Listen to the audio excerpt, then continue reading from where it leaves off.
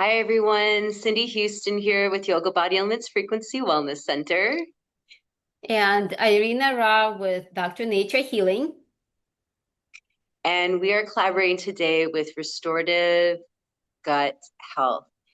And I'm going to be sharing a few restorative yoga practices and then answering some of the questions that were sent in about how restorative yoga can support gut health.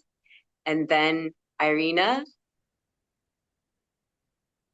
Yes, and I will talk about how to keep your whole GI tract in balance, from the mouth all the way to the rectum, because it's not only about the large intestine. So we will talk about that, and then we will make a quick gut restorative salad. Excellent. So stay tuned. This is some of you may be watching this as a recording. So if you find value in this and you want to share it with friends, just let us know and we can get you the link. Anything else you want to share, Irina? No, I'm just eager to start. Excellent. And of course, I would like to thank everyone for joining us. Absolutely. Thank you for being here, and we hope we can bring you some value in your day. So I'll go ahead and start with the restorative yoga practices. And so some of you may have props, and that might be um, yoga bolsters, which you can see behind me. I've got a couple yoga bolsters. You might have some yoga blocks and possibly a yoga strap. If you don't have any of these props, you can look around your house, pause this video. You could find some pillows, you might find some books, and you might find a scarf or a belt they could use as a strap. And so I'm going to share some postures and some movements that can be very supportive for connecting to gut health. And so for those of you that are newer to restorative yoga, my name is Cindy Houston. I'm the founder of Yoga Body Elements Frequency Wellness Center, and I've been sharing these practices for well over 30 years. And I've had the pleasure and honor of serving and supporting thousands of people around the world, physically, mentally, emotionally, spiritually, with these practices. And so I'm so excited to share restorative yoga. And part of my journey finding restorative yoga was helping me heal my own gut and also regulate my nervous system and to step away from that do and giving myself permission to pause and finding the power in the pause and the slowing down and the space between. So it's been a joy to be able to share this practice of restorative yoga for so many creatives, high level CEOs, and people that are on their healing journey, whether it's physically, mentally, emotionally, spiritually, all the above, to introduce these practices, to know that this is available and that these simple and yet extremely effective postures can be supporting you in your daily life. And so I'm going to share a few postures today.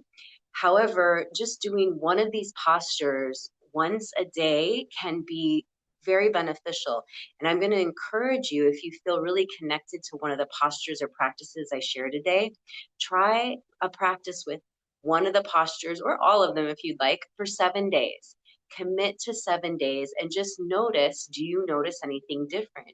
And then maybe you add on another technique, a posture, a practice, and maybe you don't. Maybe you continue for 14 days, 21 days, but I'm going to encourage you to commit. My invitation to you is to commit to one of these practices that I'm sharing with you today and stick with it for a few days and just notice what happens.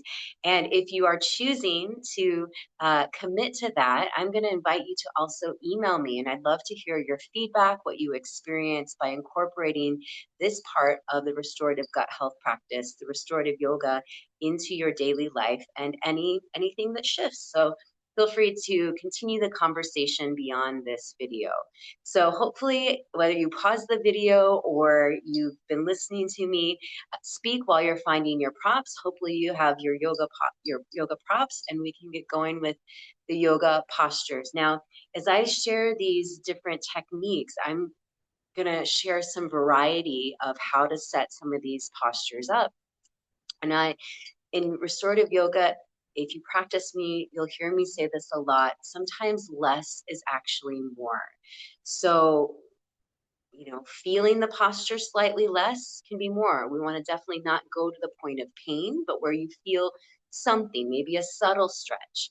But you definitely want to feel supportive. So as we're going through these practices together, if you feel you need to shift how your props are set up, please do so. We want to make sure that you feel supportive during your restorative yoga practice so you can really allow yourself to receive the benefits and allow the body to connect to relaxing the nervous system, regulating the nervous system so you can get the true benefits on how restorative yoga can support you in your daily life and specifically your gut health. So I'm going to move back to my mat. And what I'm going to invite you to do is grab one of your bolsters and two blocks, or one of your pillows and blocks, or books if you're using books. And so what I'm going to set up for you today, posture called Baddha-Konasana, and it's bound angle pose. And this posture is really to support the spine, also to help open the hips primarily. But by connecting the spine, which many of our nerves run through our spine and into our hips and pelvis, and that is the primal, right? Irina mentioned from the mouth to the anus. This is getting that whole space to feel supported and relaxed and through breath. So to set up for your Baddha Konasana, you're going to put your pillow or your bolster behind you. Now, I don't have a blanket out today, but if you have a blanket or a small pillow and you need that extra support for your head, you could put a blanket or small pillow behind your head. And then what we're going to do here is we're going to sit in front of the short end of the bolster. And I've got my yoga blocks, and I'm going to set my yoga blocks to the outside of my hips, about one on each side. Now, the yoga blocks have different heights. I cue them as first level, second level, third level. So I'm going to encourage you to start on the second level. And we want to slide those blocks between the knees and the hips. So tip it around so that you feel the most support. And there's going to be a moment where I'm going to invite you to lower the blocks down and right? We can all start here, the most supportive variation. And if you need more support underneath your knees, you could put a blanket underneath your knees or a towel. So find the variation that feels best for you. I'm going to slide that bolster up to my lower back, and I'm going to recline back. And then I'm going to let my arms rest out to the side. Palms facing up, heart open, and my soles of my feet are touching together. If for any reason this bolster feels like too much of a back bend or too much of a chest opener, you can definitely lay down onto your back without the bolster. I am going to share one other option. If for any reason that you feel like you're too far reclined back, if you have an extra pillow, if you have an extra block, to give yourself a little bit of an incline, you put that block right underneath your head. So what would that look like? When I recline back, my head would be up, elevated a little bit. And for some, this might feel better for the digestive system. So again, I'm going to encourage you to experiment and find the variation of the posture that feels best for you. Going back to the original posture I showed you, lining up the blocks, outer legs, bolster along the spine, soles of the feet touching, arms out to the side. So from here, I'm going to invite you to notice how you're breathing. Starting with inhaling through your nose and then exhaling out your mouth. So try a few rounds of that. Inhaling through your nose. And as you exhale out the mouth, send the exhale to the ceiling.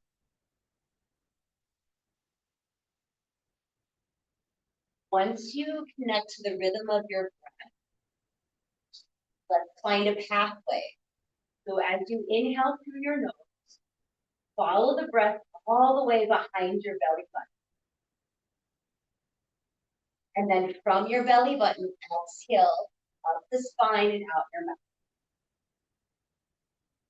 To connect to this breath a little more, you might place your hands over your belly button or maybe slightly below your belly button. Just giving a guide. So as you inhale towards your belly button, you can feel your hands gently raised. And then as you exhale, feel your belly soften. And then it'll let you go for the next few breaths on your own. Inhaling and exhaling.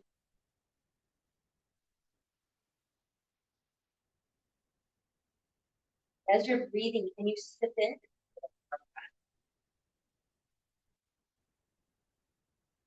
Now on the next exhale, can you release a little?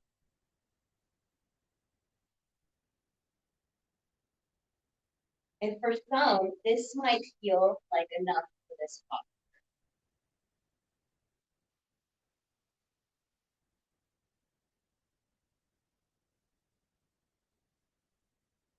With your hands on your belly now, let's start to make some clockwise motion with our hands. We're doing a very gentle clockwise belly massage.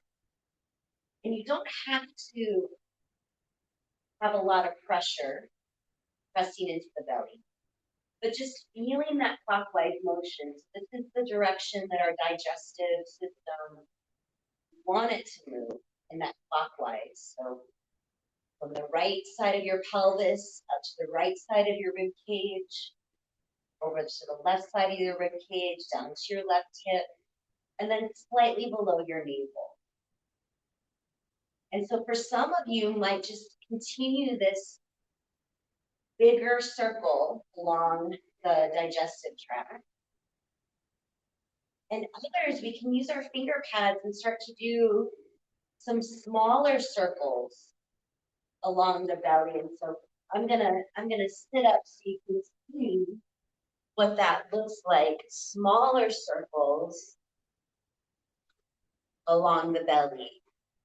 Still inhaling and exhaling.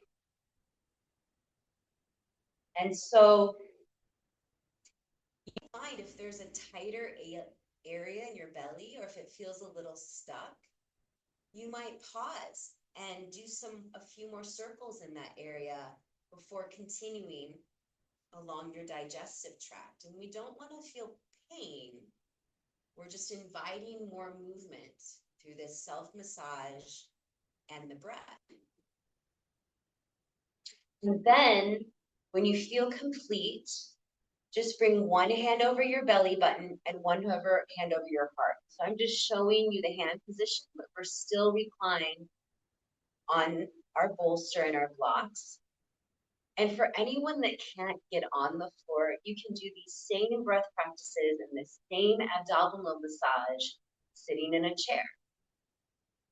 But once we have one hand over the heart and we have one hand over the belly, I'm going to encourage you to breathe into the belly and to the heart, and then exhale out. And so as you're breathing into the belly and you're breathing into the heart,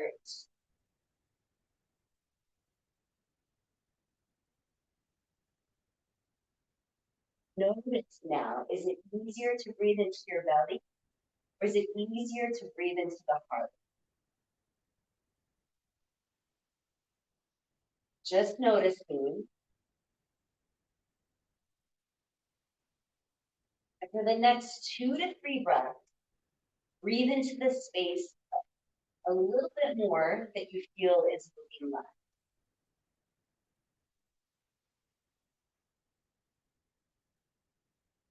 Now, if you're feeling there's a little more hip stretch opening available here, some of us might lower the blocks down a level. Some of us might remove the blocks completely. And if that next variation feels too intense, just return the blocks the way that they were.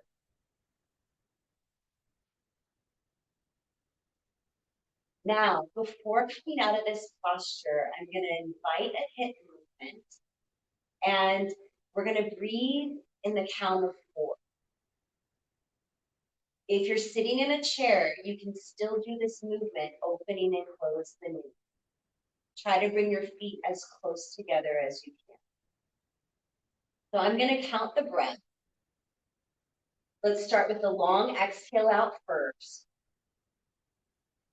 And then we're going to slowly close the knees together as we inhale for 4, 3, 2, soles of feet go flat, 1. Exhale, open the knees, 4, 3, 2, soles of feet touch, 1. And we can close. Inhale, 4, 3, 2, soles of feet touch, 1. Exhale, open, 4, 3, 2, soles of feet touch. Once again to close. Inhale, 4, 3, 2, feet go flat, 1.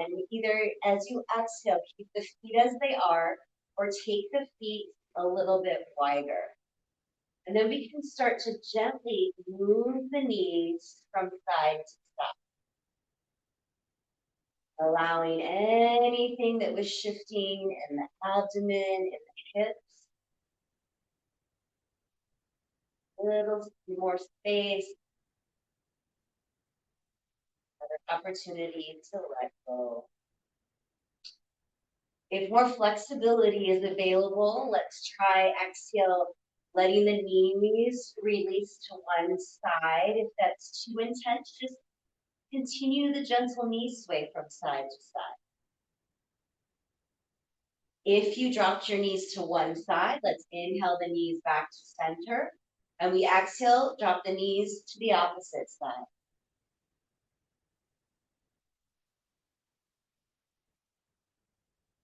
And you might do that a couple more times, but if you're on the ground and you feel complete with that movement, eventually let's roll to the right side. So let your knees lead you, your torso follow, and then catch your head on your right arm. And if you're on the ground, let's press our palms down and slowly come on up, seated. Let your head come up flat. All right. So that's one for our first posture for today, restorative gut health, or restorative yoga. The second, we're gonna work a little bit with the shoulders, especially because we have a lot of nerves that go into our neck and around our collarbones and then into the diaphragm. So even though we might not think it, this part of our body, upper torso into neck, can contribute to digestive issues. So we're going to just check in on the fascia and the mobility in our shoulders. So if your shoulders tend to be a little tighter, I'm going to encourage you to grab your yoga strap. And if you don't have a yoga strap, grab that belt, grab that scarf, or grab that towel.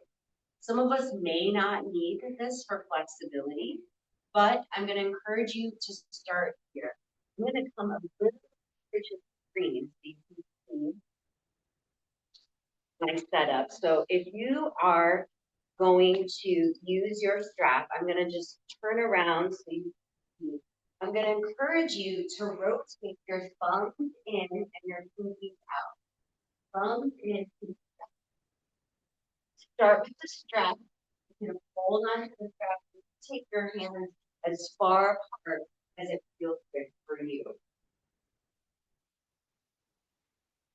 Now, some of us are going to be a little more flexible, and if that's you, let's walk our hands a little closer together. And some of us might be able to hook our thumbs and stretch our index fingers down. So I'm going to encourage you to do the variation that feels best for you. I'm seated on the floor, but if you need to sit into a chair, that's just as good. So you need to adjust, let go of the strap to adjust too. So what I'm going to encourage you to do is hold the strap behind you.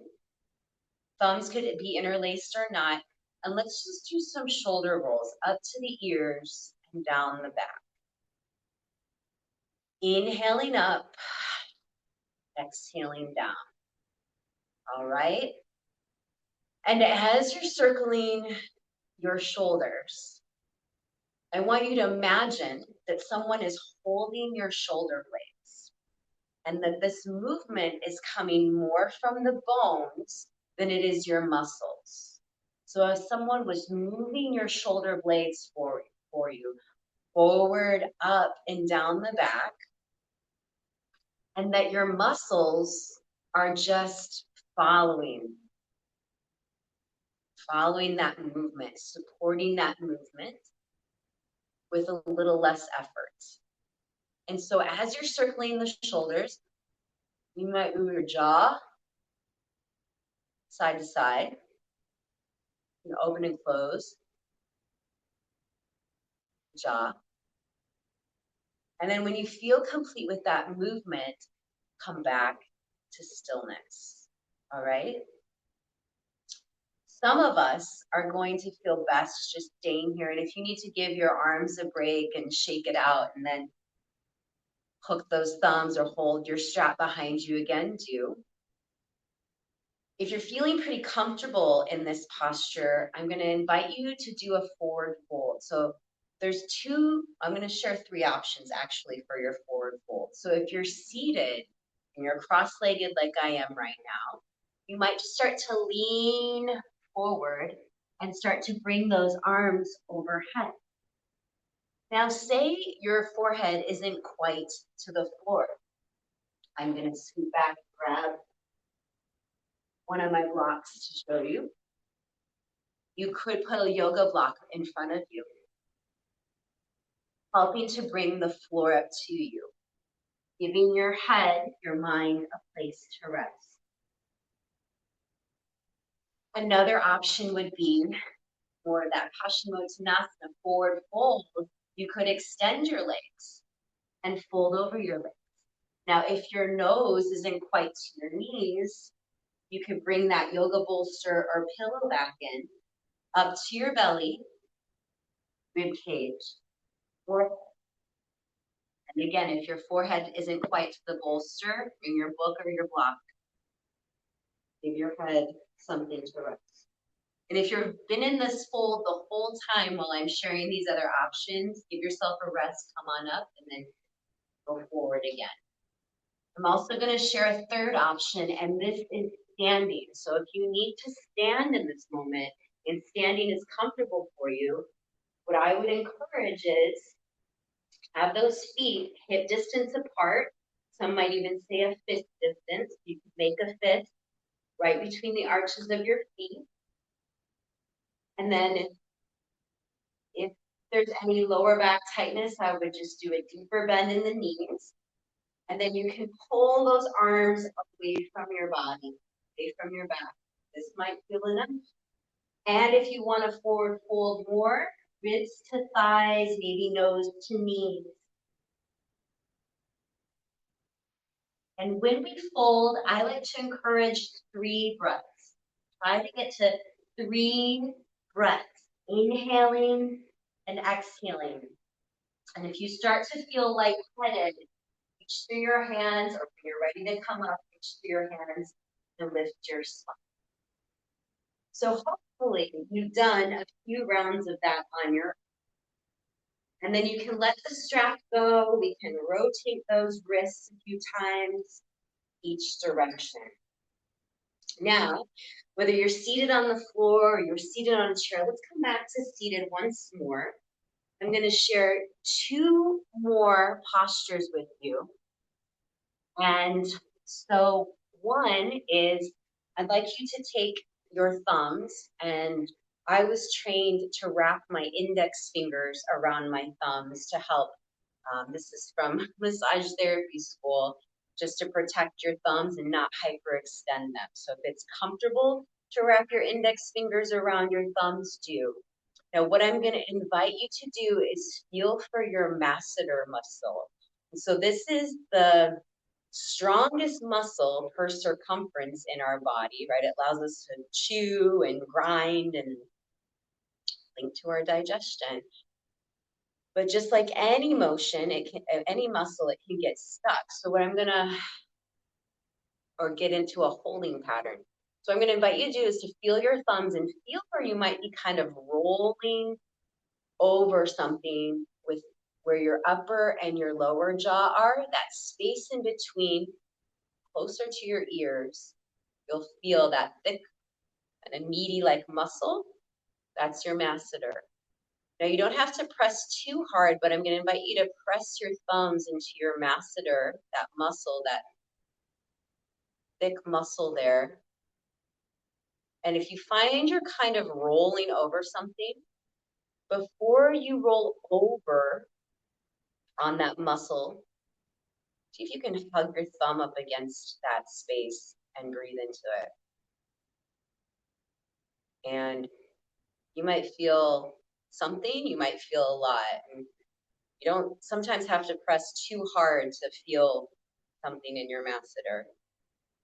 And if any of you have been told you grind your teeth or you're told to wear a mouth guard, this is an excellent, excellent practice to help relax your jaw. And then we can do some stretches of heels of hands to our cheekbones, pulling down the face to our lower jaw. And then one more for this one. You can release your lower jaw, and as you pull your hands down from your cheekbones to your lower jaw, close the jaw.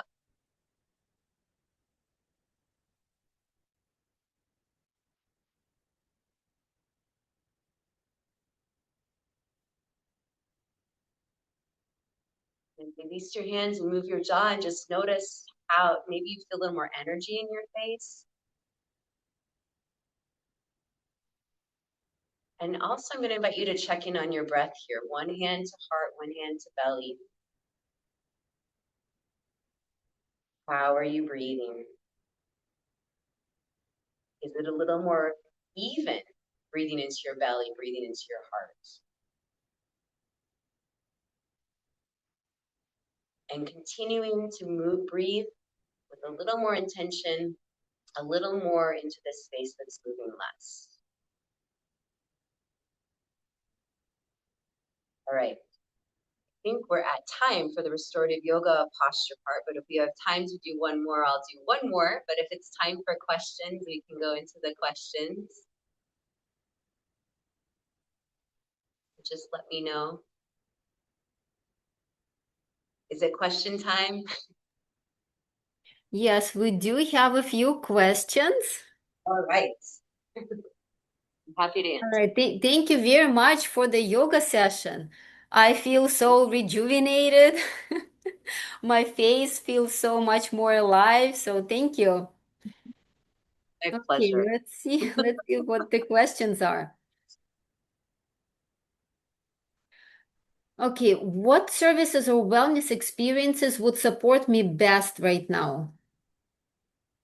I think it has to do with probably too much stress and restorative yoga, right? I think this is what it's related to. Yeah, I feel so for those of you that are attending for gut health, um, two practices that I'd recommend if you're wanting to work further together is definitely join some restorative yoga with me, whether you can join in person or virtually. And I have plenty of YouTube videos online of practices. So if you are wanting to sample those out, you can go to YouTube and find a restorative yoga practice with Cindy Huston. And then if you want to join in person, but I would definitely recommend any of the practices we did today. As I mentioned earlier, maybe just add it to your regular routine, at least one of them. Schedule one of these practices we did today, add it to your regular routine for 7 days and see how it feels. And then the next I would recommend some energy work practices, and we can go more into that if you're interested in looking that route um, for your gut health. So that's what I would suggest. Thank you. So, another question with regard to this, how can I continue my healing and wellness journey between sessions? Oh, that's important. Yes. We know that we usually feel so good during the session, but how do we maintain that between sessions? Yeah, I'll just continue on with the answer from the first question is find what feels easy to you from this talk today, from what I'm sharing with the restorative yoga, and then also what you're going to pick up from what Irina is going to share after is find the simplest that feels the simplest that you can integrate on a regular basis, stay consistent with. So create a consistent practice that feels easy for you. And then once you feel you're ready to add more, add more. But as I mentioned with the restorative yoga, sometimes less is more. It's more about the consistency rather than the stacking. You'll know when you're ready to add something, but if you're in a space of healing or recovery or wanting to try something new or create something new in your life, start simple, give yourself permission to start slow and add on at your pace when you're ready. That's what I would suggest. Wonderful, great advice. Thank you. Next question. How can yoga body elements help me reduce stress and restore balance? So this is stress related now. Yeah, absolutely. We are a whole body wellness center, and so we have plenty of options for you to regulate your stress, and everyone is going to be drawn to certain practices differently in certain um, moments in their life. So, what I would suggest is you can reach out to me, you can visit the website, you can check out our socials, and just see what you're drawn to. Are you drawn to the more physical aspect? Is it the body? Is it the yoga asanas? Is that what you feel drawn to? Start there. Is it the energy? Maybe you're something wanting something more gentle. So is it the energy work practices or is it the coaching? Are you wanting to are you feeling some blocks or resistance to even starting your wellness journey? So sometimes some coaching sessions can be helpful just to get through those blocks or maybe even limiting beliefs that another way of life is even possible for you. And then the third, whether you're able to join in person or it's distant, is the energy work practices. So I support people around the globe with energy work and I work with frequency wellness technologies. And if you're not in the Chicago area or you don't plan to come to Chicago area soon, I have plenty of partnerships around the globe. And I would be, if you're curious about frequency wellness centers or frequency wellness, I can get you in contact with someone in your area and you can start that journey. But I'm happy to answer those questions. But original is just what do you feel drawn to? What do you feel curious? And just take your next steps there. You can always change direction at any time. Wow, such an array of services. That's great. So another question is, oh, that's exactly what the next person is talking about. What should I expect during my first session or wellness experience? I would just say come with an open mind and just stay connected into your heart and your mind why you're there, what brought you into this space. Often it's change, often it's a new way of being. Oftentimes it has to do with healing or, eliminating a limiting belief. Stay connected in your mind and your heart. And if you feel there's a disconnect, what your mind is telling you and what your heart is telling you or your body's telling you, we can do some practices to help you find balance, um, where all parts of yourself are communicating well. Um, but I would just say stay committed to why you're showing up and be open to how that process um, reveals itself to you and lastly is stay empowered to communicate. So if you feel like something isn't working for you with any practitioner you're working with, speak up and say something, and just know that you have the power to your health and wellness, and you get to choose how you heal and what wellness is for you. Thank you. Yeah, And absolutely. another question, what makes your approach different from other wellness programs? Yeah, I'd say what just personally as a practitioner and then also with the wellness center is I have a dance background. So I started teaching at the age of 14. So dance is my roots, the arts are my roots, creativity are my roots. And so that is something that is always fueling what we're doing here, is to remind each individual that they are a creative being, that they're here to create and recreate and connect and move and breathe and be in a space of joy and find their unique self and how they express. And so, through the various practices that have shown up in my life and that I've trained in, we weave we weave different wellness practices together. Right? There's that idea of, many of us are told that we have to choose one thing, or there's one way and we need to focus on that. But many of us are very creative and we need multiple outlets and multiple resources to and we're meant to experience life in many ways. And so that's something that we do here, is just give you many wellness options and support you along that way so that you can create. The goal is for you to create your wellness routines, rituals, practices, so that this isn't really great for business, but that you don't need me every day. That, I love to have you here, but the goal is for you to get so solid in your wellness that you can, wherever you are, whatever environment you in, or anything that life brings to you, you can bring yourself back to center quickly, and it doesn't take months and years for recovery.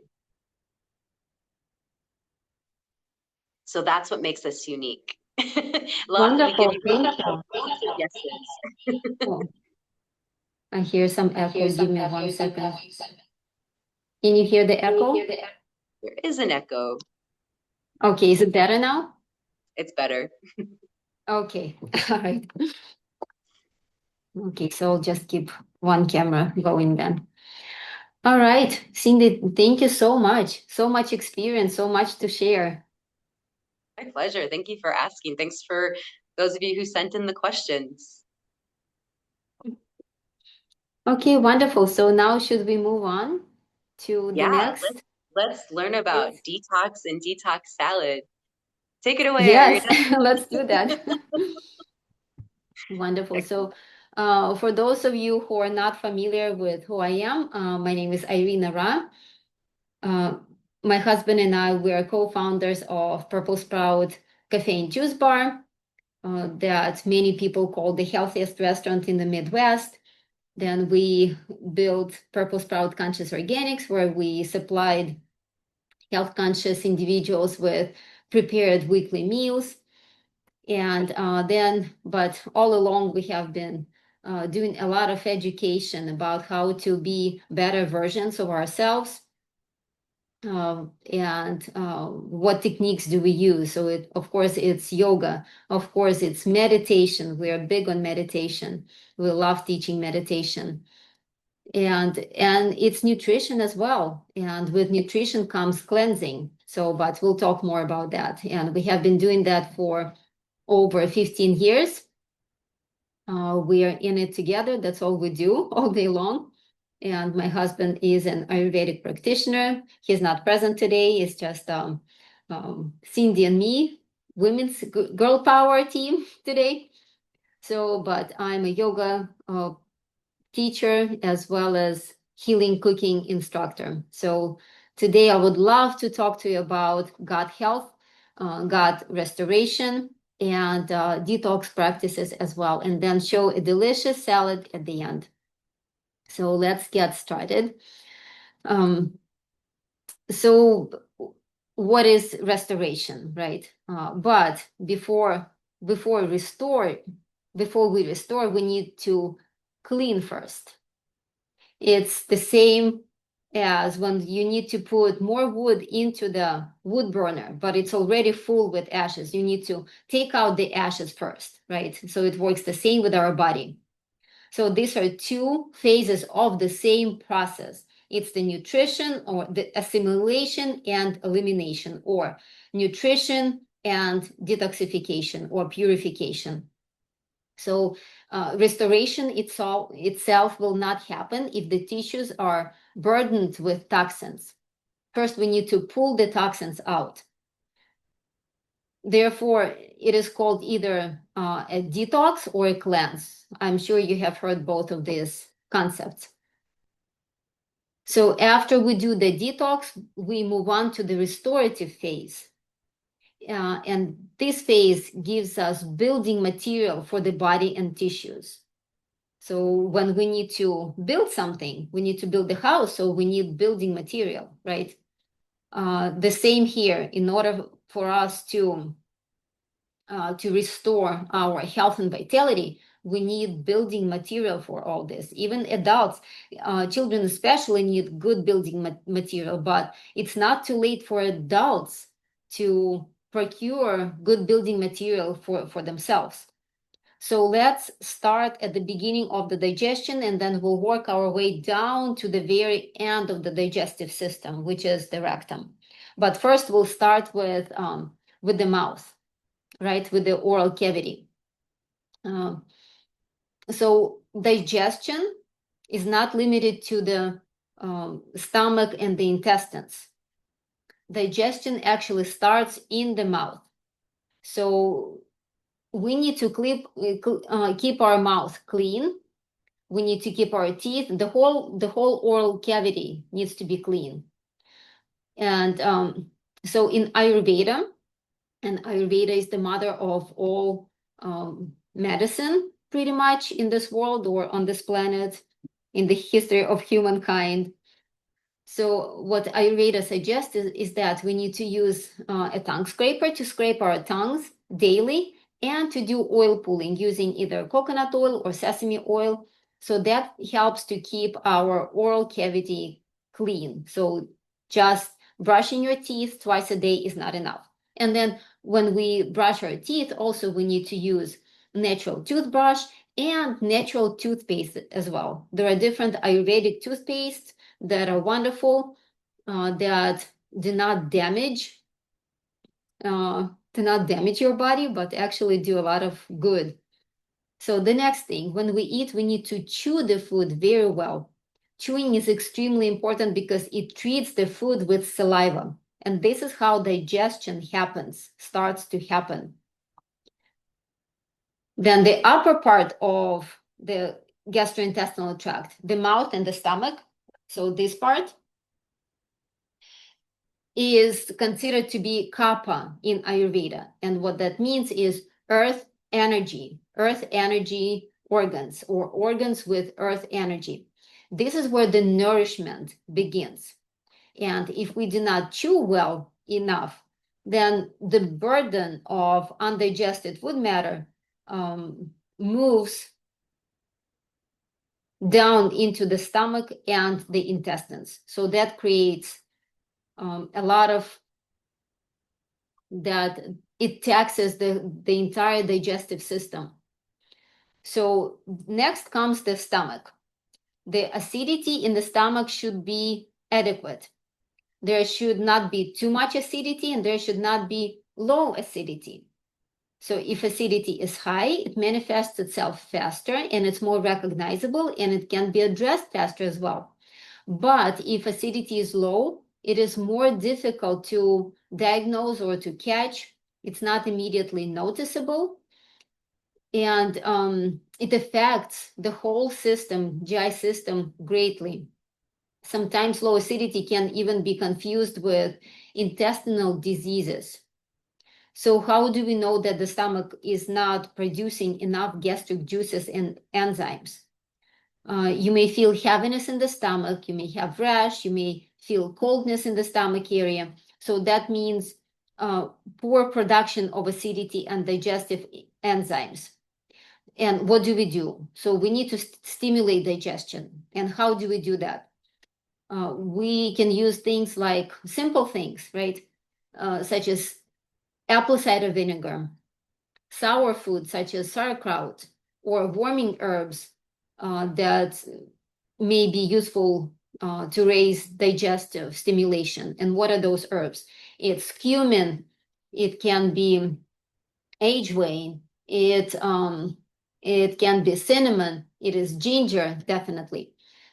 So on the other hand, if acidity is too strong, then the production should be cooled and calmed so that there is not too much, right? So as you can see, we are speaking modern day language, right?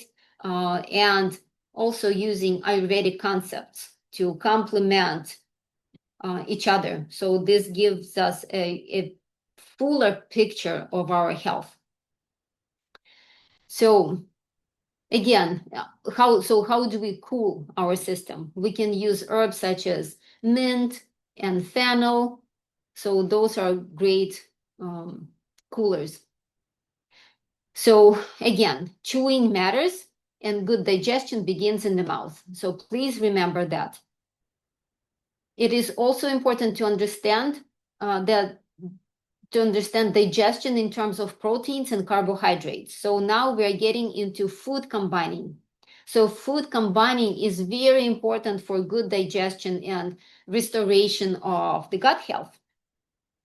So proteins are mainly digested in the stomach, right? While carbohydrates digest differently further in the system. And when proteins are mixed heavily with carbohydrates, our digestion becomes weak and food may not digest well in the stomach. So what does it leave us with, right? Then this undigested food moves into the intestines, inadequately digested, which contributes to stagnation. And what happens because of that? Inflammation, a lot of other different inconvenient conditions. So the digestive system functions better when it is not overloaded. So at the very least, separate your carbs from your proteins. Then we're moving to the small intestine, a little lower, right? In Ayurveda, this part of the body of the digestive system is associated with pitta or fire. So this is the fire area. And what is the small intestine for? It is the place where enzymes from the stomach, pancreas, and liver. So for this system to function well, there needs to be adequate production of digestive enzymes. So the question is then, how do we support this process? Well, the stomach and the digestive organs must have rest. This is imperative for this system to have rest. There should not be frequent snacking all day long. So this is what a lot of people do, right? Especially people that work at the office.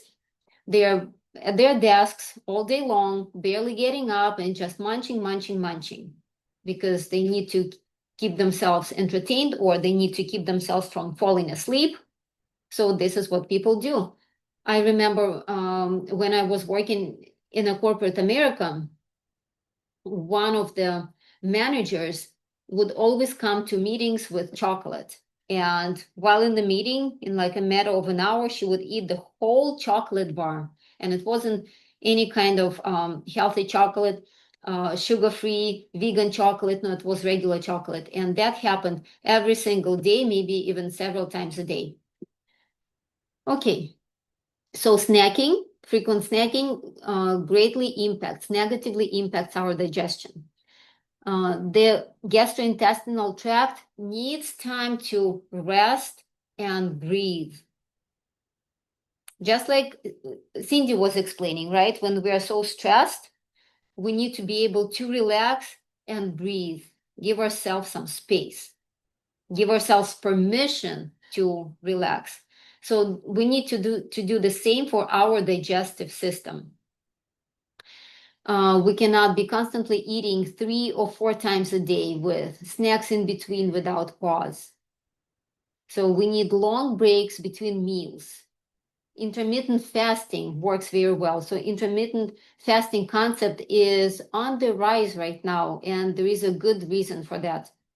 So especially after dinner, for example, from evening to morning, do not put any more food. Do not fuel your body with more stuff to digest, right? It's not really fuel, it becomes a contaminant rather. So allow your digestive organs time to rest. For example, stop eating at 4 p.m. and then resume eating in the morning of the following day. So the principle here is hunger, cold, and rest. So cold means raw foods. Raw foods are best for us. So these are the three important principles for the recovery of the digestive organs. The liver and gallbladder must also function properly. It is necessary that bile flows well, and the liver releases what is needed for digestion. To support the liver, bitter foods and herbs are traditionally recommended. Bitter herbs, fresh herbs, sometimes healthy fats such as coconut or olive oil, if it's organic, virgin, cold pressed. So these are considered very supportive. Then the food itself should be rich in enzymes. And then the question is, what foods contain enzymes? Again, it's raw foods.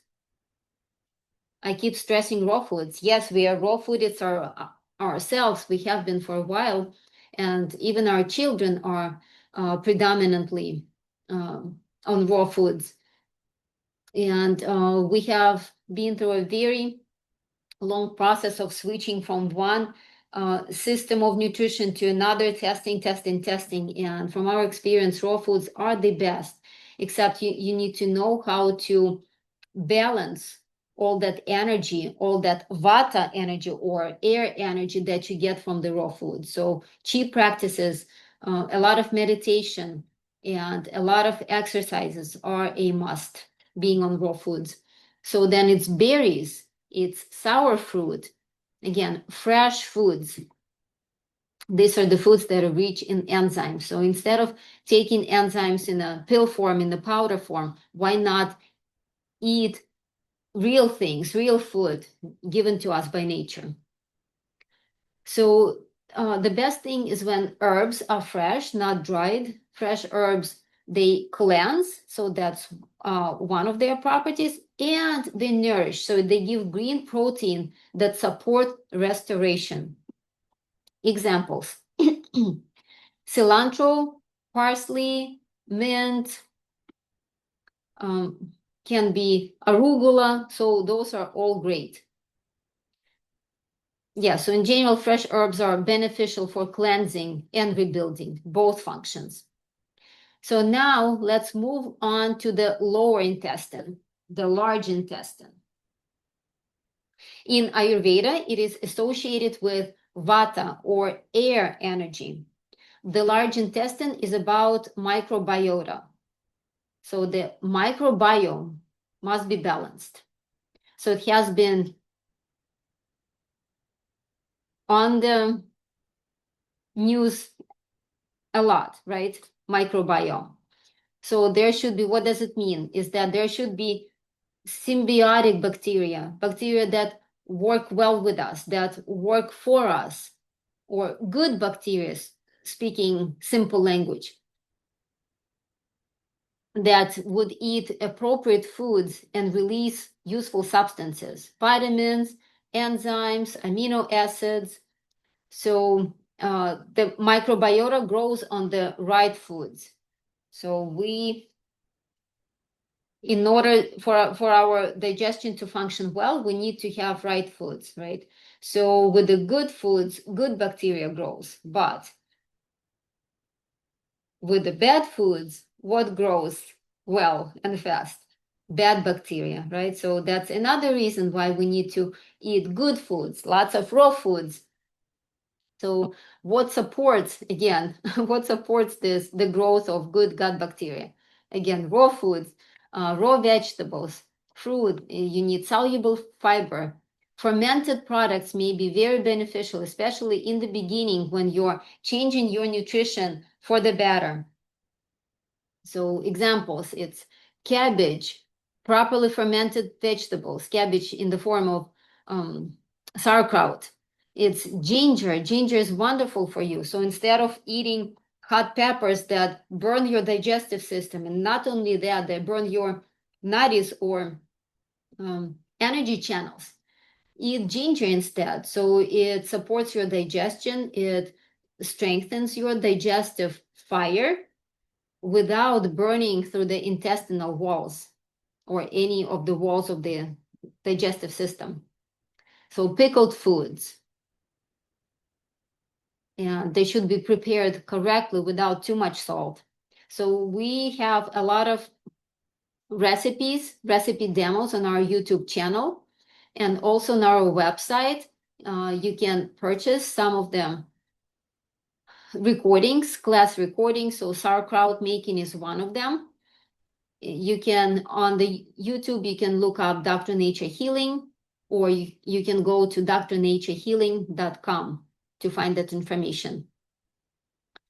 Okay, so to recap, or circling back to the concept of purification before restoration. So waste products are normal substances from which the body tries to free itself. The body does it on its own. It's our body's innate ability. So, but if these wastes are released, if these wastes are released in time, they do not become problematic. But they can only be released in time if we eat proper foods, right? Improper foods stop our digestion and elimination process. They create a lot of challenges. So the elimination does not happen the way it's supposed to, or at the rate that our body needs to eliminate at. So then the food starts to stagnate. And if there is stagnation, then these waste products may begin to oxidize and negatively affect tissues.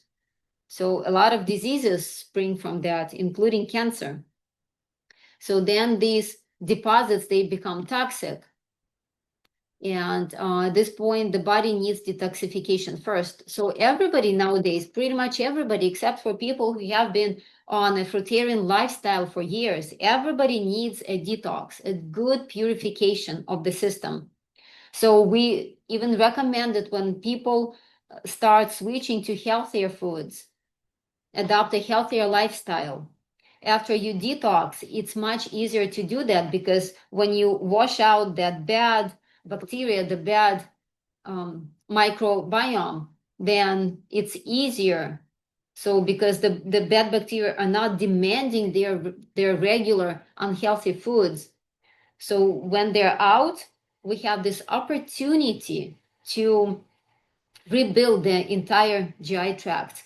So we can populate our gut with good gut bacteria that will be asking for good food, good foods.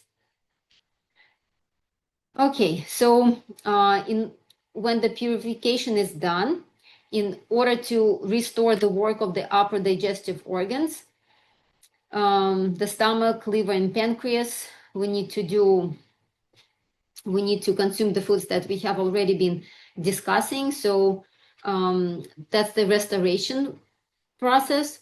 The organs must receive adequate rest as well. And then the production of digestive substances can begin again more adequately. So, which is why during our detox program, for example, what we do is we gradually reduce our nutrition. Then we do a whole variety of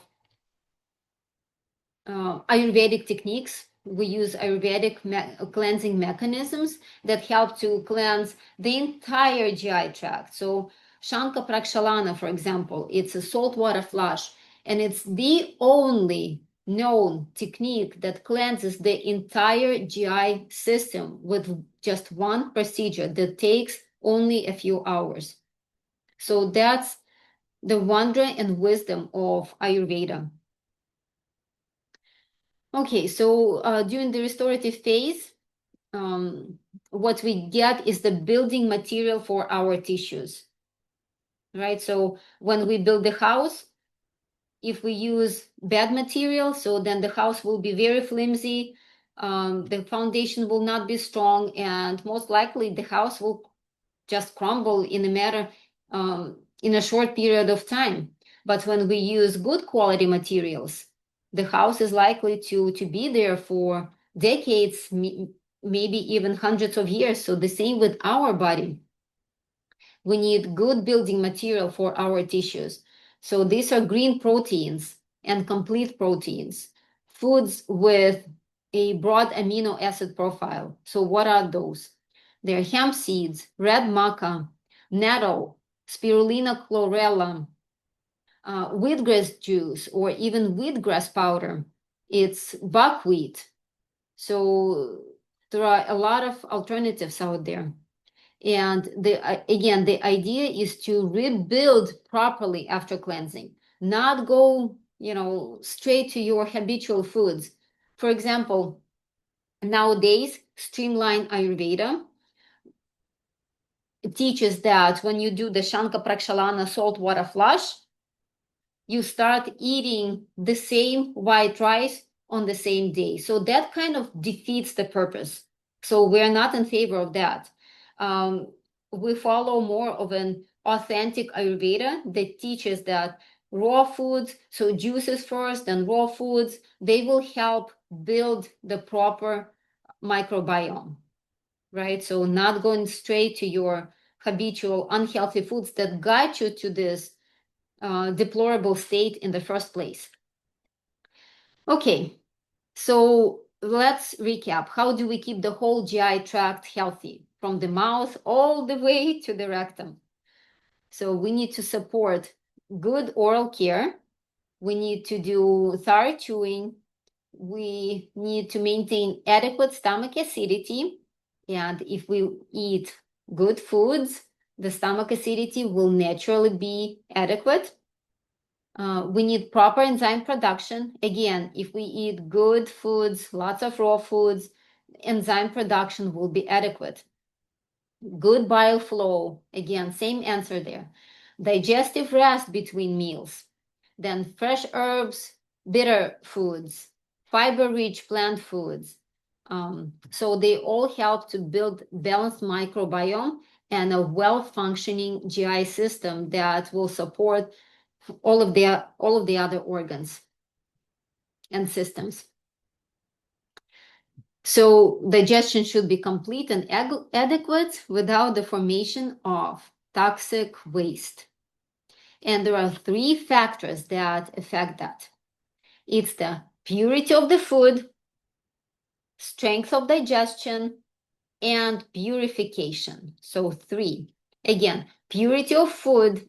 It means that we need good fuel, good building material, strength of digestion. If we eat proper foods, if we use the right combination, right balance of relaxation and exercise, so they all lead to good, healthy, strong digestion and purification. Very important, 3 pillars. Okay, how we're doing so far? All right, and we have discussed all the necessary things, so let's conclude. In general, restoration means first cleansing and then rebuilding. The digestive system works best when it has adequate rest, adequate nourishment, proper support at every stage, from the mouth to the stomach, from the small intestine to the large intestine. So it's the fresh foods, herbs, digestive balance, proper spacing of meals, restoration of healthy microbiota. They all contribute to the health of the gut. And the goal is simple, to support digestion so that nourishment is complete, waste does not stagnate, eliminates properly, and the body receives what it needs to restore itself. So our goal is not to interfere with this natural innate ability of the body to cleanse itself and to heal itself and to restore itself. And the only way to do it is to eat what nature gives us in abundance. It's predominantly fresh fruit and vegetables.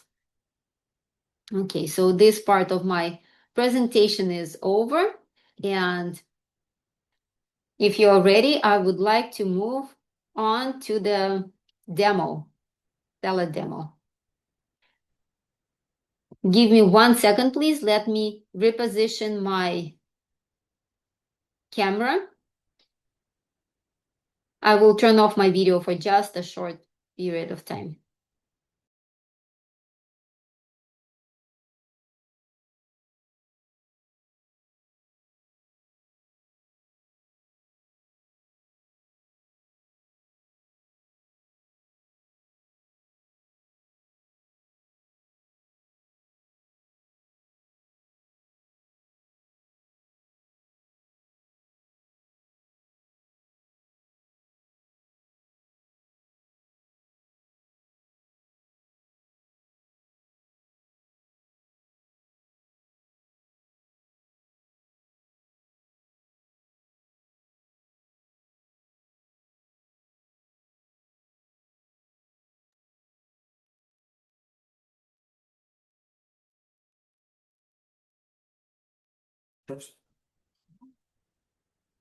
Повернуть может? Нет, И отсюда будешь? ага. Так, Так.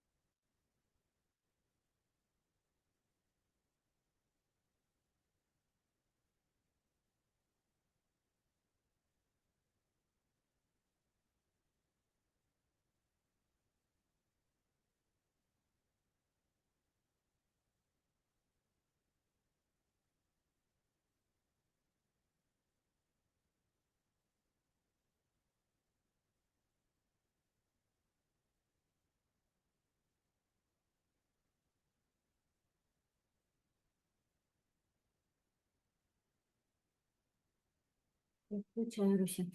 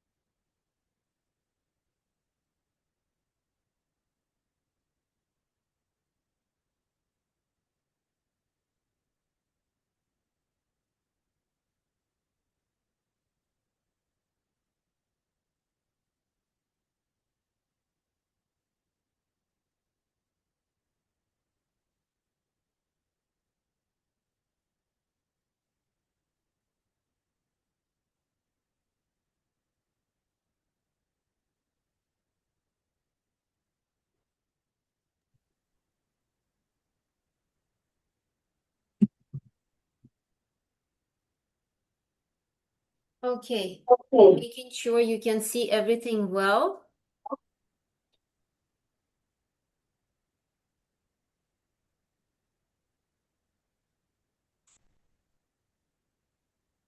Okay, one more second.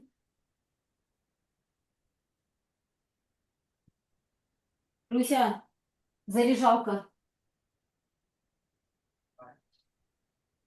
Быстренько.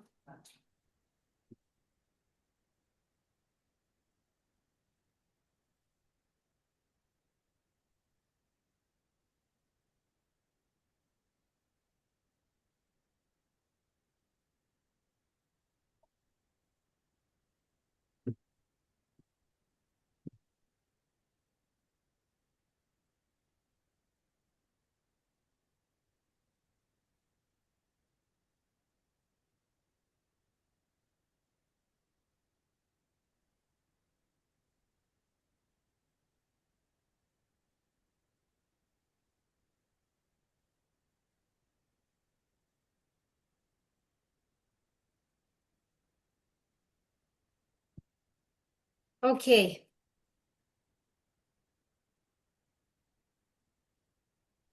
Can you see well? All right, so let's get started on this wonderful gut restoring salad. Okay. Okay. So we will need just a few simple ingredients, and we will make dressing from scratch as well, because homemade from scratch from natural ingredients is just so much better than commercial dressings or imitation of dressings from the store, right? All right, so we will need some greens. So here I have a spring mix. It can be arugula, it can be baby spinach, it can be baby kale. So it's better to use baby greens because they are softer, they're gentler on the digestion. So this is what we like to use.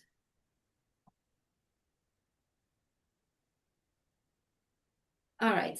So in addition to the greens, oh, arugula too. I love arugula. And remember how we just discussed that bitter greens are so good for your digestion. So then this is optional, but you can add some green cabbage, some red cabbage. Don't you love the color and the sacred geometry here? You can add cauliflower, you can add broccoli. Here we have my broccoli. We'll do that as well. Okay, so the secret, the first secret to a good salad is baby greens. And if you're using grown kale or adult kale, so you can do that as well. But then what we like to do is we like to massage it with a little bit of olive oil and lemon juice. You can also add a little bit of coconut aminos. So that's great. It's actually one of our kids' favorite salads. So coconut aminos, this is not too much salt. This is definitely low sodium alternative. And it's so much better than commercial soy sauce. So we use coconut aminos with everything, including raw sushi. And when I say raw sushi, it doesn't mean raw fish. It means that we use only raw vegetables in the sushi. Okay, so then the next secret is finely chopping or finely shredding your vegetables, because if it's big chunks, for most people, it's difficult. They're difficult to chew and they're not as enjoyable. Another reason is that the finer the pieces, vegetable pieces, the easier they are to break down.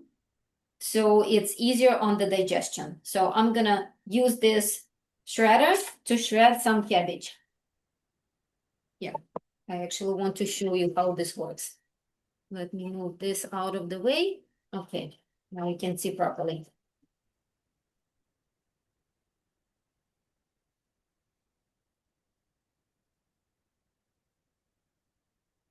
So just like that. Look at those fine pieces. And actually, now this cabbage is so juicy. So it's almost like um, pre-chewed, or it's ready. It's definitely ready for digestion.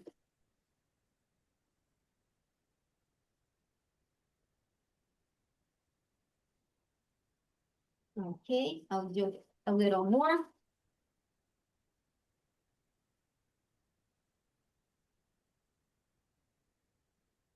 Okay, that should be good.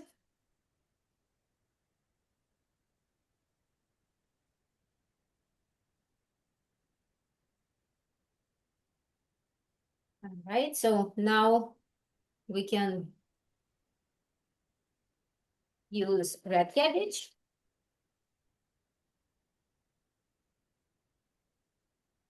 And this is when you know why you are doing this every day, when you understand the importance of it, it kind of becomes like a meditation. So this is a good opportunity to listen to some mantras maybe, or some scriptures on audio books, something that will help your digestion. Okay, so this is good. I like to listen to my teacher's lectures when I prepare food.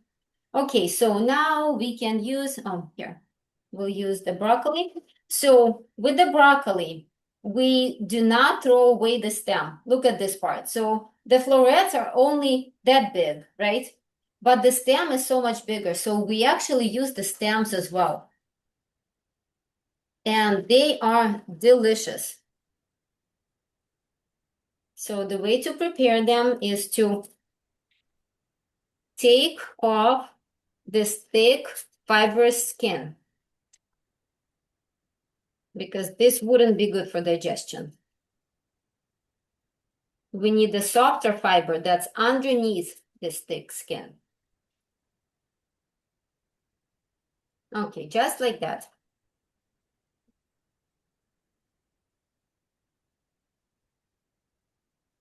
And then we can also use this in the salad. It already smells so good.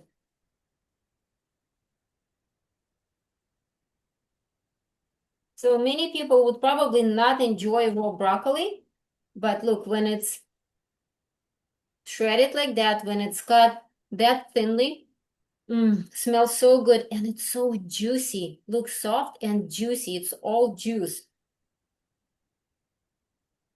It's like enzymes just waiting to be consumed. Okay, so you can also do the same with the florets.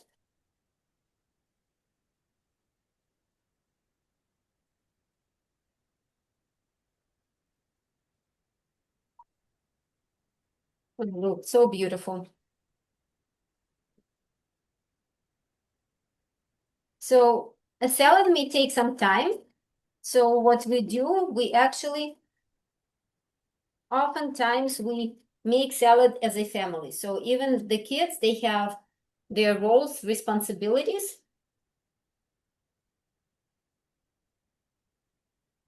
So which is great. Okay, and we'll do a little bit of cauliflower. Look, I'll show you. This is how finely you can shred the broccoli. Cauliflower.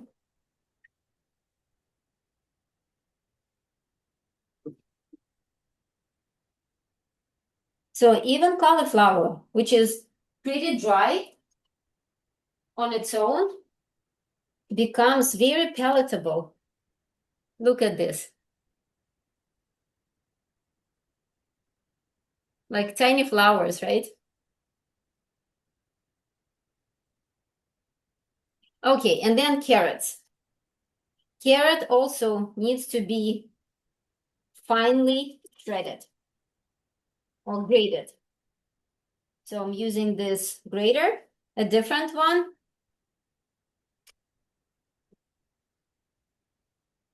By the way, we have an Amazon store.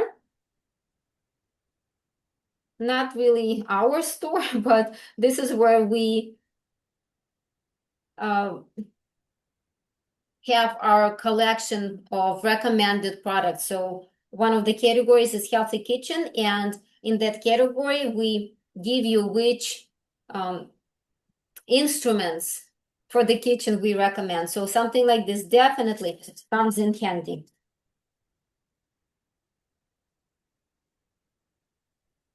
Okay, and it's pretty easy usually when you have good support.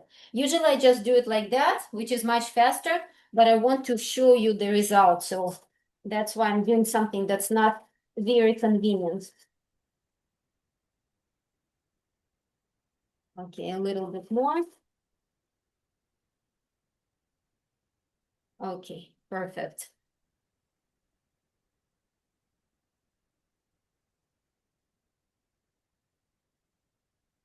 All right, so look at this bounty. Isn't it gorgeous? Okay, so now we will use all this, combine it with the greens, mix everything.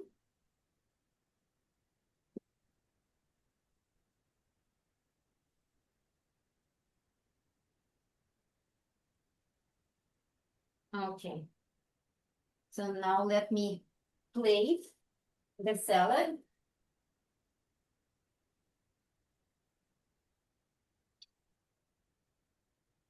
All right.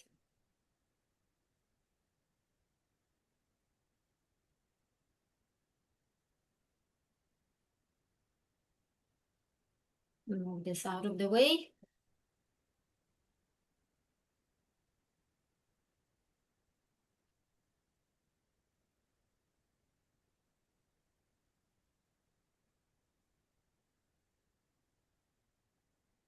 You can also use a bowl for salad.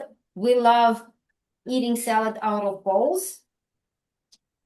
But here I just wanted to use a regular plate so that everything is very visible for you.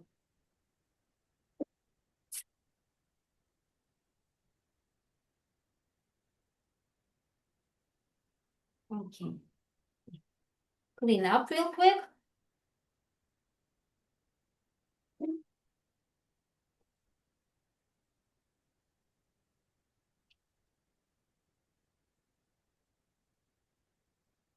Okay.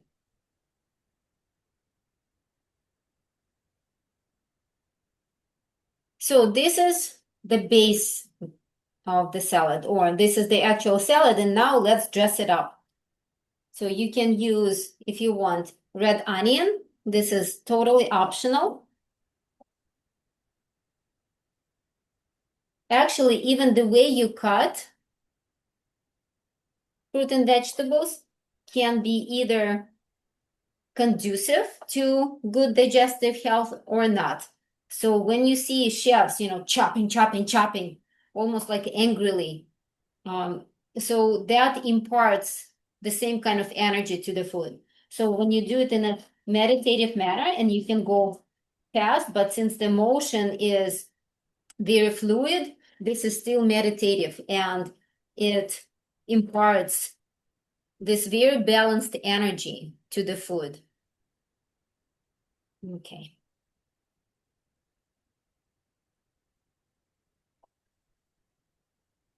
As you can see, I'm not using tomatoes or peppers, and there is a good reason for that. We generally do not use nightshades. We haven't in about 17 years, and we do not recommend using nightshades.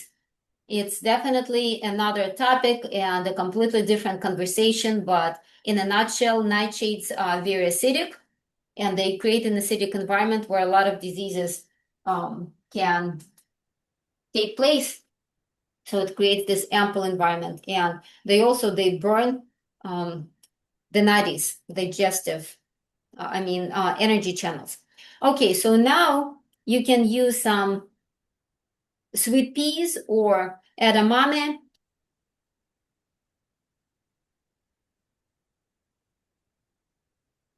Okay.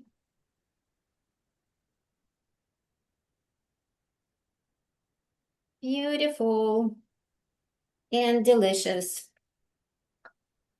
Okay, and sprouted mung beans.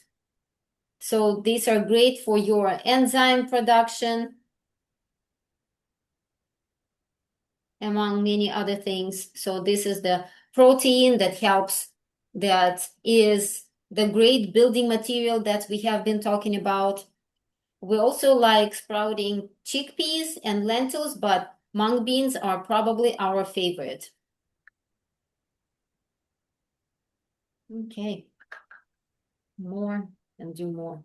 And it's very difficult to use too many of those, to overdose on them. So please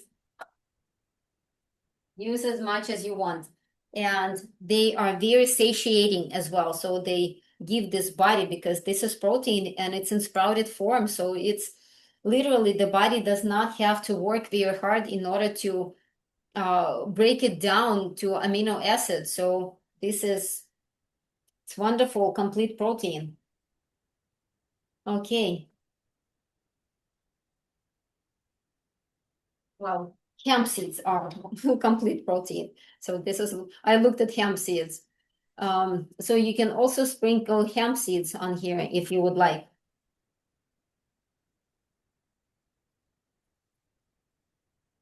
You can add avocado.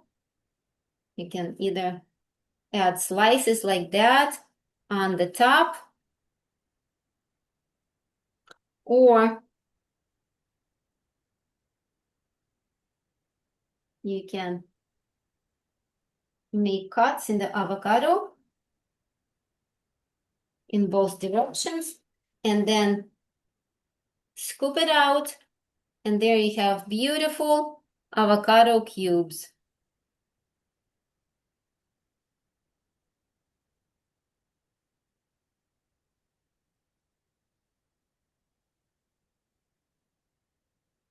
Okay. So to me at this point, how my food looks doesn't really matter, because I know what it does for me. I know how it makes me feel. But to a lot of people, the visual presentation is very important. So try to make it beautiful if you're doing it for your family. Especially if you are trying to inspire them to adopt a healthier lifestyle. So the beauty aesthetics of the food really matters. Okay, so that's our salad. So now let's move on to making the dressing. We'll need a blender for that. Okay, so in the blender, go a few simple ingredients. You can use zucchini, or you can use a cucumber. And of course, if it has wax, the skin needs to be removed. But if it doesn't have wax, you can just use the cucumber as is.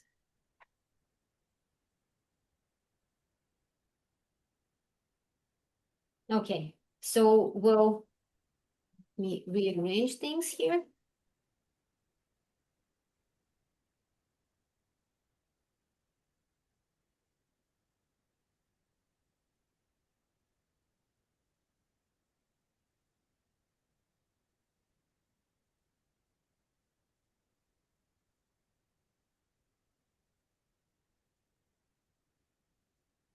So we are cubing the cucumber in the blender. So then in the blender go soaked cashews, or you can use hemp seeds instead. And hemp seeds are definitely a much better alternative.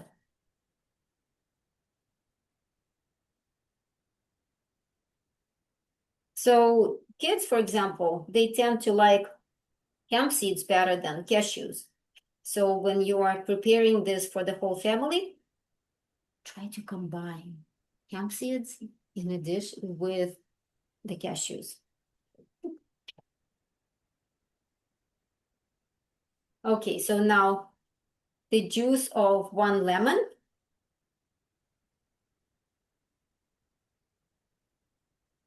Oh, so fresh and beautiful, so vibrant.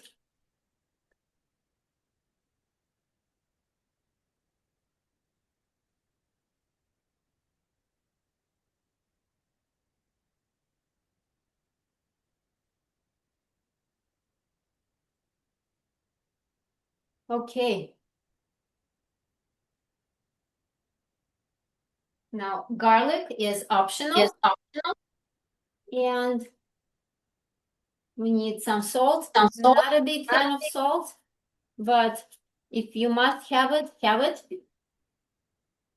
Salt is more needed with cooked foods because it helps to make cooked foods more alkaline and more easily digestible.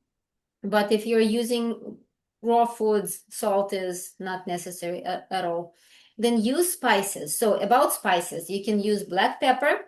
You can use your favorite spices. You can use Italian seasoning, herbs de Provence. So it can be anything.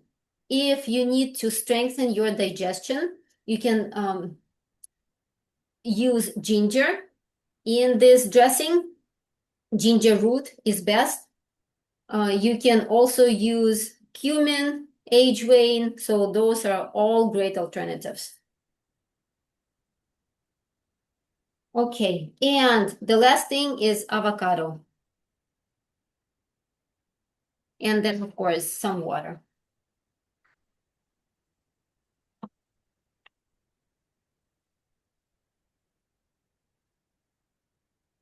So we'll scoop it out, the whole thing.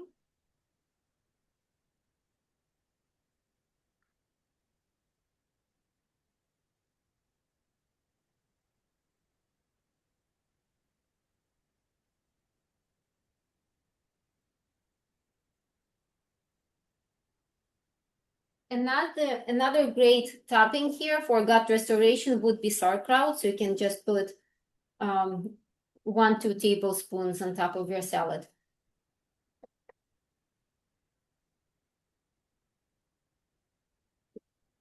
About half a cup of water. We'll see how we do with that.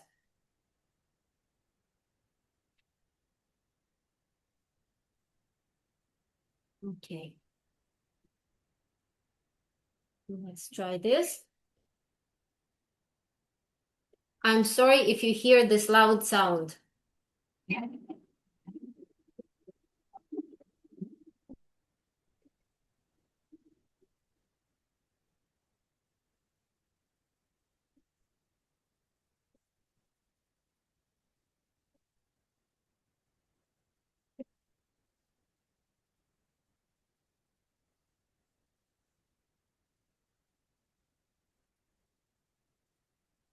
We'll give it a little bit of time.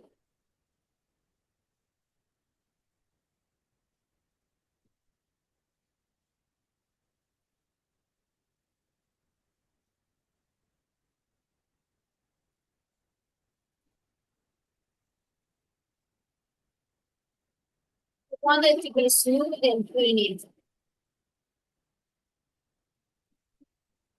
Okay, I think we have achieved our purpose. Oh, the smell. We take a clean spoon.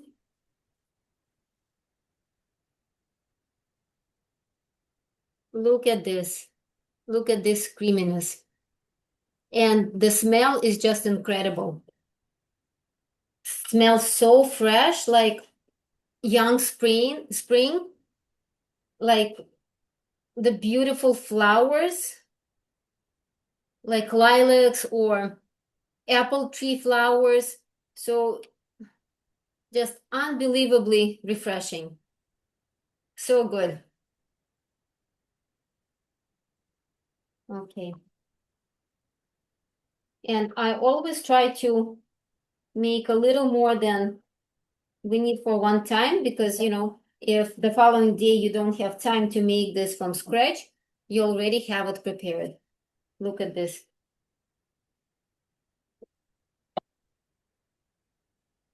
Nature's goodness. That's really hard to mess up. Look at this. Okay, so here's our beautiful salad with creamy dressing, all made from natural ingredients and perfect for building good, well-functioning digestive system. So great building material, whether you're a kid or an adult or a senior person. So just absolutely wonderful. And again, in order, because some people may say, I cannot digest raw foods like that. So, and then we're circling back to that main precept, right? We need to cleanse before we restore, because if something is already not functioning well, if something is already polluted, it's kind of almost pointless to try and restore that. So we need to clean it out first and then start afresh. So cheers.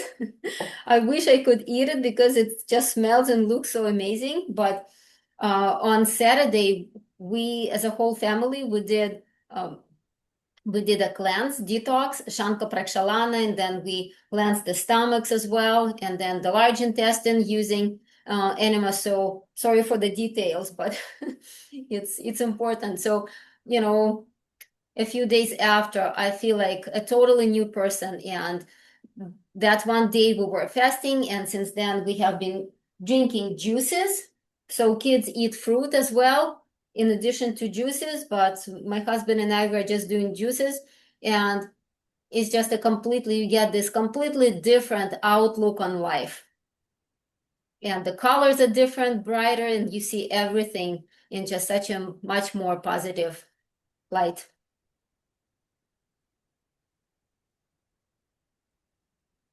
Thank you very much. Any questions?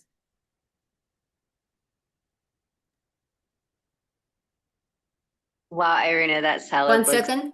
Cindy, I can't hear you unless you're not speaking yet. that salad looks so amazing. I wish I could jump through the screen and eat it right now. 1 second. No, still can't hear you.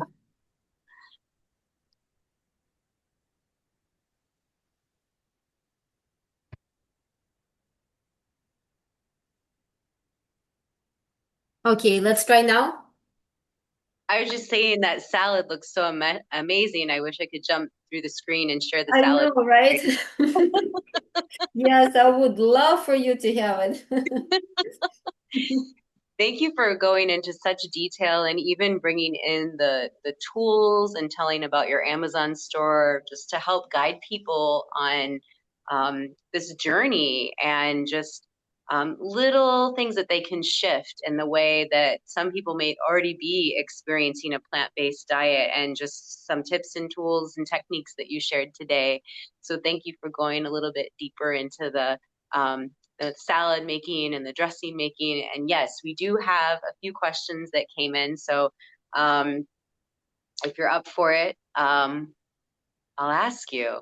Sure. Oh, sure. All right. Excellent. So the first question is, what happens during a detox program with Dr. Nature Healing? And I feel like you went through that already.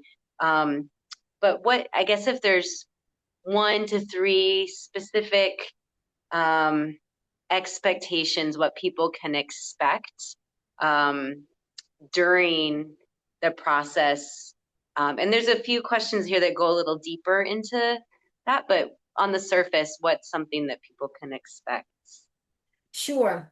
So what people can expect is there is some work that needs to be done. So no pain, no gain, basically, right?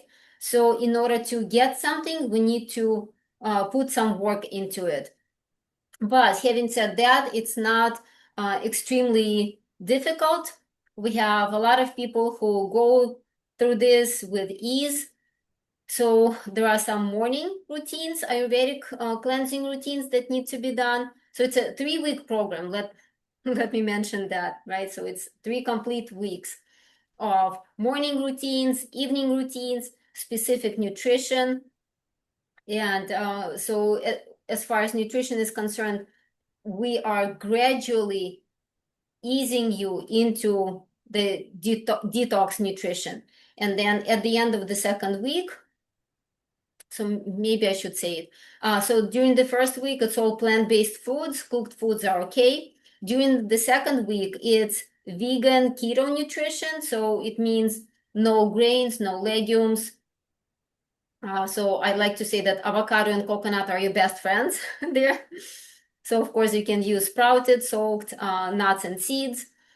And then at the end of the second week, then we also ingest oil to liquefy those toxins. At the end of the second week, we do Shanka Prakshalana saltwater flush that cleanses the entire GI system. Even it cleanses at the cellular level.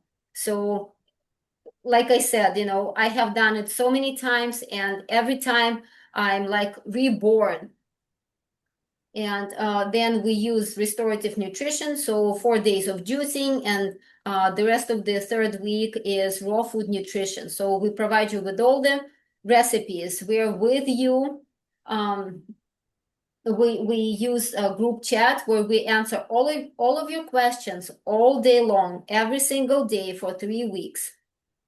So you know exactly what to do. There is the daily schedule, and then once a week we do live on Zoom. So where again we give you all the answers to your questions. So and a lot of people say that this kind of support is what really truly matters for people, because they know exactly what to expect and how to deal with different symptomology, right?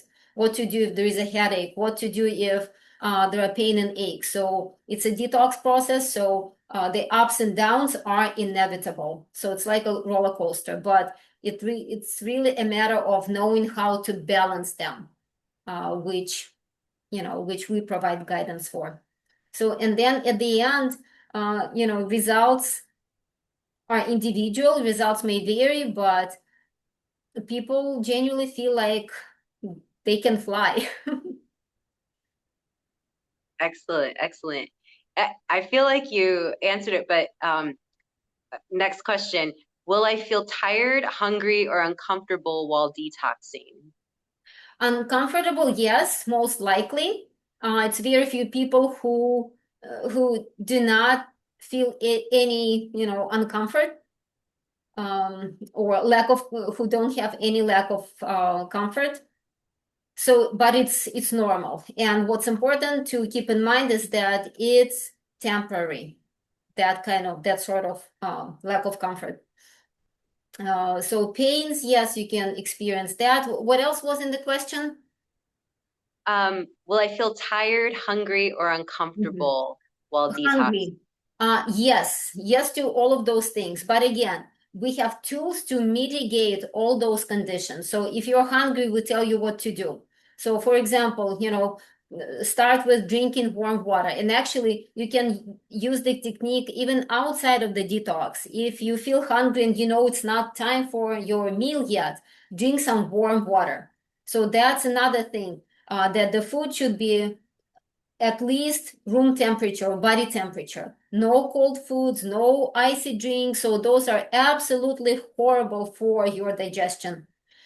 Okay, so yes, when it comes to tiredness, again, it's a roller coaster. Some days you can experience like a surge of energy. Other days you may feel tired, but there are tools and mechanisms to deal with those things. So there is, Cindy, there is not a single person who hasn't gone through this detox. Everybody is able to do that. And if necessary, we can, uh, recommend some modifications. So how does someone know that their body needs a detox or that this might be a good programmed to do now, how would they know that their body needs to detox? Well, everybody needs detox. So it's not even about the excess weight, which is definitely, a sign that you do need a detox, but it also has to do with your level of energy, how you feel generally, um, what's your sleep quality like? Are you able to go back to bed early and get up early? How much, hours of sleep do you need? Is 5 hours enough for you? If 5 hours is enough, then you're probably good. But if your nutrition is something other than fruit for many, many years, then you do need a detox. Everybody needs a detox. And not just once in a lifetime, but um, pretty much on a regular basis. If they continue eating not in a very healthy way. Got it. And what foods, supplements, or practices should one start or to be using to prepare for one of your programs? Good question. Excellent question. So if you can start eliminating sugar and coffee from your diet at the very least, that would be helpful. Gluten, animal products. So even if you do one of them, it's already going to be good because in the first week, we are throwing them out the door pretty much all at the same time. So the more you can do, the easier it will be for you. And last question, what results can I expect with Dr. Nature Healing Detox Program? Well, as I mentioned, results may vary. So it's all very individual because there is nothing more individual than a detox because everybody, every physical body, every mental body is completely different. So it depends on the current state of the body, the level of pollution in the body, um, internal terrain. That's another terminology used for internal pollution. What else? Mindset. Mindset is very important. So if you are not prepared mentally to cleanse, so if you are being dragged into it, then chances are you will not get as good results as you would with a positive mindset. So, and what are the positive results? Let me see. So on our YouTube channel or on our website, you can find a lot of testimonials from people from all walks of life. We work with healthcare practitioners. We work with yoga teachers, yoga practitioners. We work with software engineers. So pretty much anybody. And here's a notable example. Recently, we had a meditation instructor, a long-time meditation instructor on our detox program.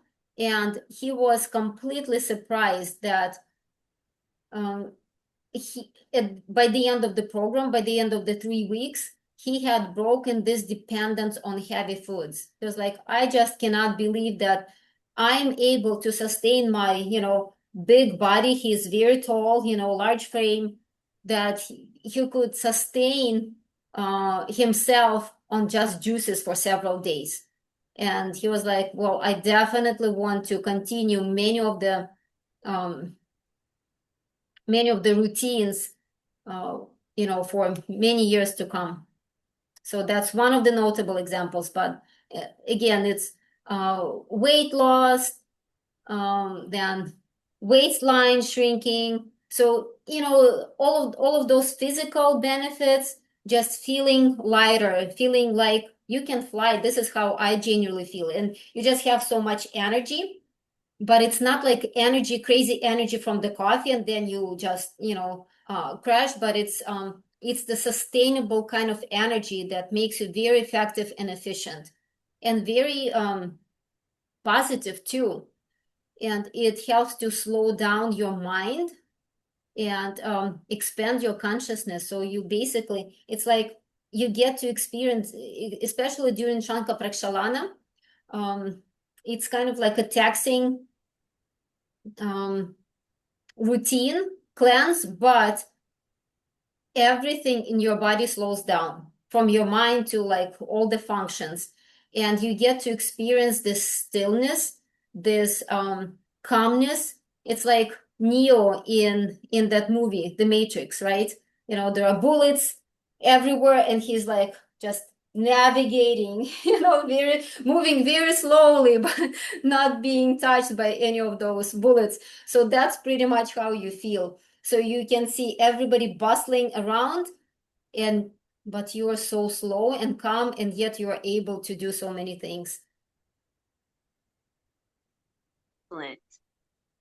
Thank you for taking time to answer those questions. Thank you to those of you who sent in questions. And of course, you can reach out to either of us when you have more questions. Um, Anything else you want to share? No, that's it. Oh, just wanted to say thank you so much for joining us. It's always such an honor and pleasure to share with you what I know. I may not be an expert on, on many things, but I'm just sharing what I live. So it's a lived experience that's being given to you. So we hope that you got value from today's class, and let us know if you would like to see us do another collaboration together. Wishing you all the best with your gut health and your restoration and your journey in life, and look forward to seeing you all very soon.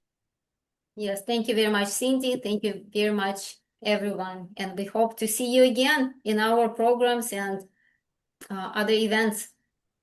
Absolutely. Bye for now. Bye.